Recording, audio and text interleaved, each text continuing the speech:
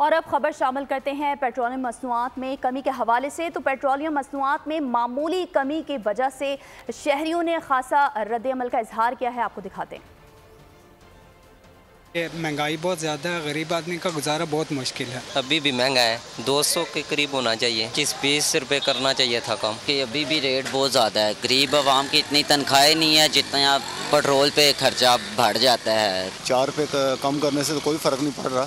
कोई जब बढ़ाने का टाइम आता है तो ये 20-30 ऊपर बढ़ाते हैं।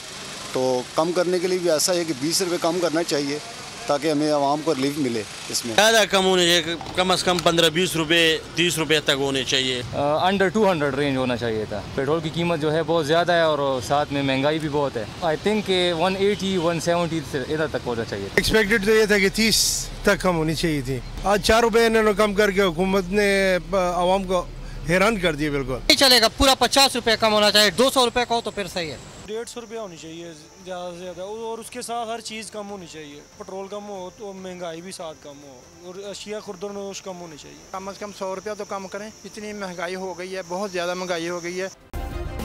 सब्सक्राइब करें और बेल दबाएं ताकि कोई खबर रह न जाए।